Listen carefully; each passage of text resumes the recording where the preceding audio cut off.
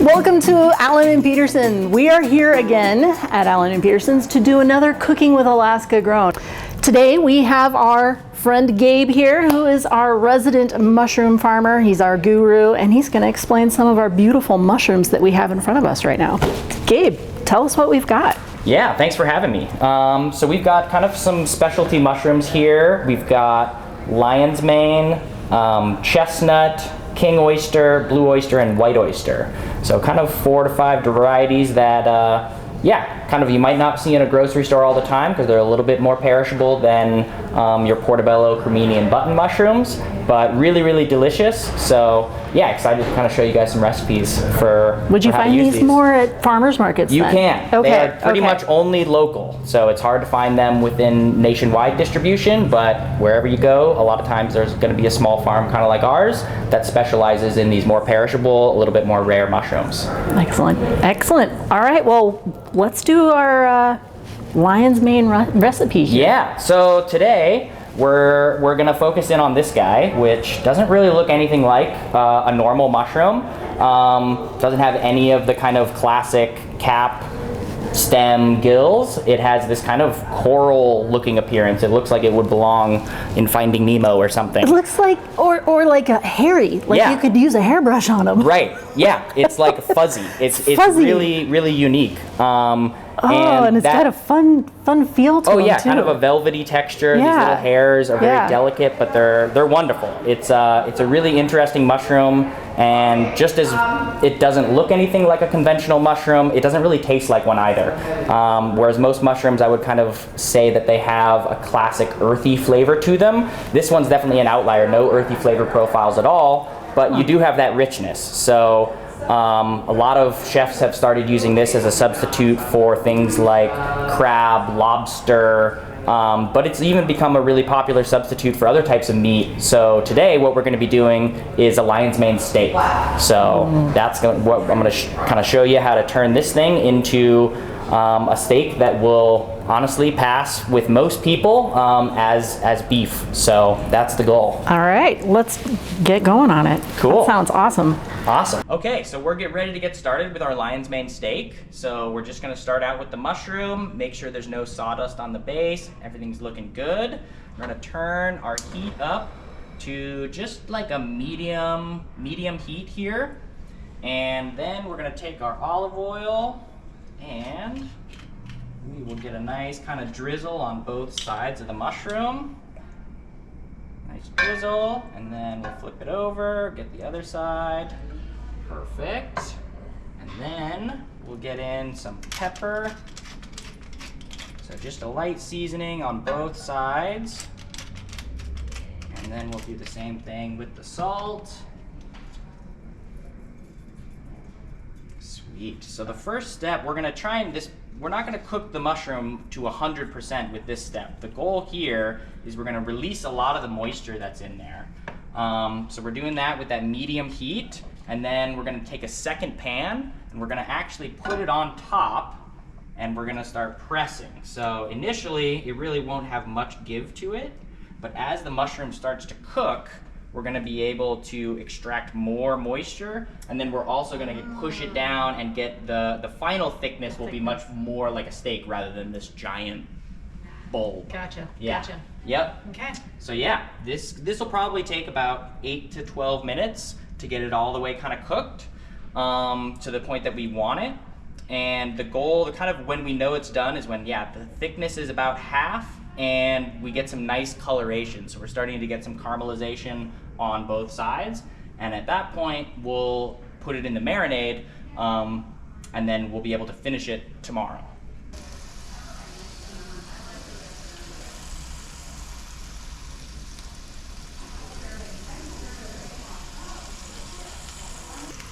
So Gabe, do people need to wash their mushrooms? Yeah, great question. So if you're buying cultivated mushrooms, they're almost all coming from a climate-controlled greenhouse. Right. So some people do wash them right before they cook them, but it's definitely not like a lot of produce where you wash and then store. Adding moisture will just decrease the shelf life of your mushroom. So Gotcha. optimum storage is going to be just a paper bag in the fridge. At that rate, you have at least a week with most mushrooms if you're buying them locally. Okay. And then for some other varieties that you get from a grocery store, your portobello, cremini, button mushrooms that have a longer shelf life, shiitake as well, those ones, kind of same deal, you should get at least a week. Okay.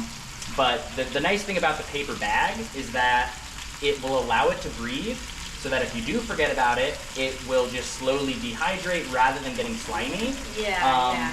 Which is one thing that I've noticed about grocery store mushrooms, the ones that are distributed across the whole United States. They have the plastic. They have the plastic over top because Yep. they need to preserve the weight. But again, then you end up with, sometimes you buy mushrooms and then 2 days later they're slimy, and you're like, oh, this is terrible. Another reason to buy local. Another reason to buy local, for sure. Yeah, so we're starting to get a nice release of moisture here. So it's starting to come out. And if we kind of take the thing off and look at it, it's starting to flatten. I'd say we've lost about maybe, 30% of like our volume height-wise. So we'll give it another sec. So yeah, let's take a look and see how we're doing here. Yeah, so that's what we're looking for. We're looking to see some nice caramelization. It's starting to flatten out on top. So that's a good time to flip the sides once you start seeing that nice colors developing. Yes, that looks gorgeous. Yeah, really, really nice. And one of the other recipes that people really like to do with lion's mane is to do lion's mane crab cakes. And so that's kind of like a very similar, for a lot of lion's mane recipes, you do this pre-step. Just because there's a lot of moisture in it, and you want to get some of that out. You can see all that coming out. Yeah, lots of moisture coming out. So we'll get a pan back on there, start pressing some more. Yep, and you can see every time I kind of push, we got some, pushes out all that moisture. Ooh, I'm excited to try this at home. It's pretty good. It's fun. I mean, and especially, as people becoming vegetarian has become a lot more common. Nice thing about this meal is you can still have, your kind of steak and potatoes meal, and even if you have a vegetarian coming over, you can cater to it. And I'm not like a vegetarian myself, but I found that this, honestly, it scratches that itch. So I've definitely eaten where you walk away and you don't feel like, oh, a meat substitute, where you feel like, oh, I really, it's pretty good.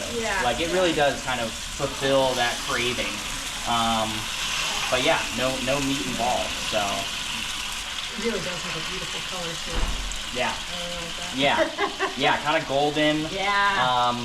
And then in the next step, we'll show you kind of like, because this would be the color if you were to just, without the marinade step, this is kind of what it would look like. It would look more like a chicken cutlet, not a steak. Yeah. So the marinade is really where we kind of complete the illusion of this being red meat. So we'll definitely show you guys that on the next bit. But we're looking pretty close. We're starting to get down to that steak thickness. And it looks like, we're still getting a little bit of moisture release, but it's released a lot of its moisture that we're looking to get rid of. So maybe just another 30 seconds or so, and I think we could probably call that ready. Okay. All right. Beautiful. Sweet. Well, I think we're going to call that good for the pre-cooking step. And we'll carry on over to the portion, to the marinade portion.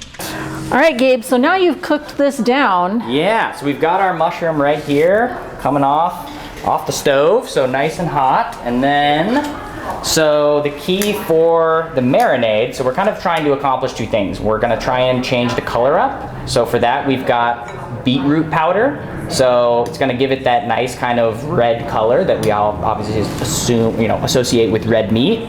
And then we've also got some soy sauce, which is going to give it that saltiness, a lot of those umami flavors that are in there that are going to be kind of missing from the mushroom by itself. And then we have a little bit of garlic powder. You can also add onion powder and any other kind of steak seasonings you like, but we're going to keep it simple for this one. And so we'll just add all that into our bowl and do the marinating. So if you want to grab some of that, we're just going to add it in. Grab all the things. Get some of that, and we should see with the beetroot powder, we're starting to get that coloration. And with the soy sauce, give it a little stir. And then we've got this really nice color, delicious flavor, saltiness. Oh, yeah. And then that's going to be the key for Smells good too. Yeah, it's great. It's really nice seasoning. And then also I've had some folks do red wine in this step as well. So that's another thing you can add in if you have an open bottle of red wine. But once you got your unfinished bottle of red wine? I know, hard, I don't know how, but you know, if you have one, then you can totally do it. But yeah, pretty much once you got your marinade made, you just put the mushroom in, and then we'll just kind of make sure it's done. And then we're gonna go for about, the goal is to marinate for about 24 hours. Oh. So that's gonna give it plenty of time to penetrate all the way through the mushroom. Yes. Get those flavors just completely throughout. So I'll usually just get it in there, give a turn. You know, if you think about it sometime throughout the day, you can also, you know, give it a turn as well. Or depending on your vessel here, it might, you know, if it's over top, you don't even need to worry about it. So, yep, so this will just get covered with cling wrap, put in the fridge, and then you'll be ready. Tomorrow night it'll be ready? Yep, to cook it up tomorrow. Okay. Okay, Gabe, and now it's been 24 hours. 24 hours through the later. magic of television. Yes, indeed, we are ready. So we can pull out our lion's mane now. And you can see it's looking really nice. That marinade has just stained the whole thing. And so I'm just gonna set it on this rack for a second because we're gonna wanna get a nice sear on this, so we don't want too much moisture. So we'll just let it kind of drip there for a second, and then we'll get our pan ready to do the next step. And we can do this in a pan or on the grill. Or on the grill, yeah. Right? Typically at home, I'll do the grill, and that just makes it, you get even more kind of almost charring on the outside.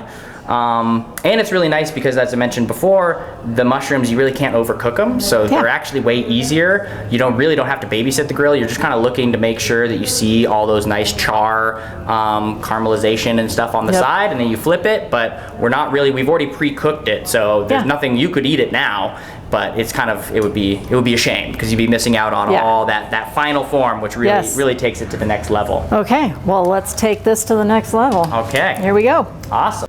Okay, Gabe, we've gotten this out of the marinade, back in the pan, and now we just have to... Now we just got to sear it up.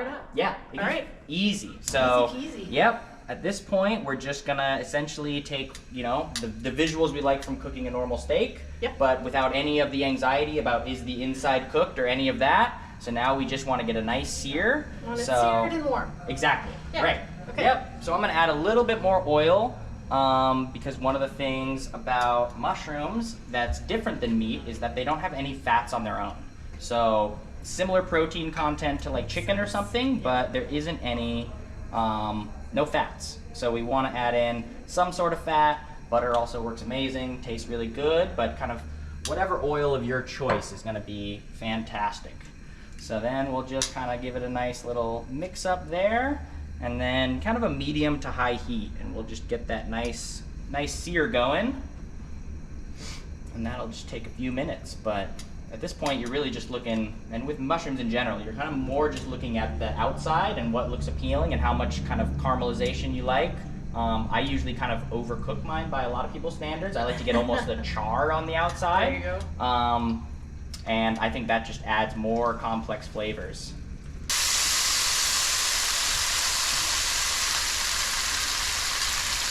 All right, so we're getting pretty close here we'll maybe check the other side, see how we're doing, see if we're getting any caramelization.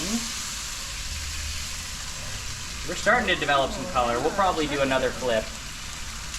But yeah, again, since we're not worried about like internal temperature or anything, we can just, you know, turn up the heat a little bit. Yeah, starting to get there. Yeah, we definitely want to see kind of like a crust like you would see on a steak. Yeah. Is kind of what we're going for. It's starting to smell really good too. Yeah. Yeah. I like that. Yeah, you can smell it. The soy sauce definitely gives it a lot of flavor. The richness of the mushroom, it has the richness of meat, but we have to add in all those flavor profiles to make it really taste more like steak.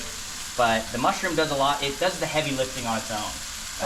The other thing about the lion's mane mushroom that's really amazing is each one of those hairs that we saw with the mushroom goes all the way to the base.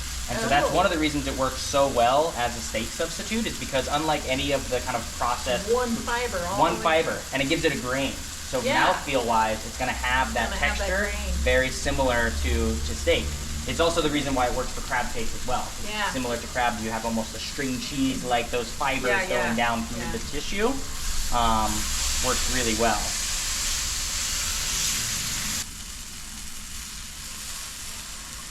Just peek underneath there. There we go.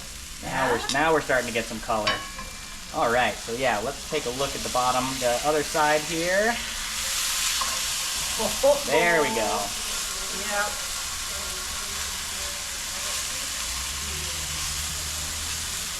That looks lovely.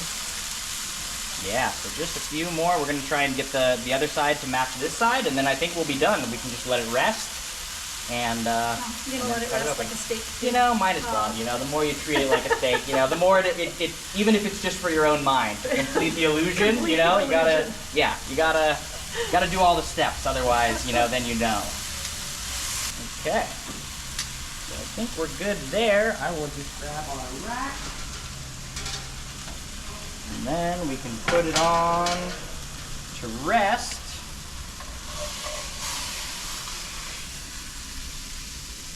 And then, there we go. Nice. Yeah. So it's rested. So it's rested. Now we can, cut it up. So we'll get it on the cutting board here, and we'll get a look at the inside. Although it's kind of cracked, we can definitely already start to see that very meat-like consistency.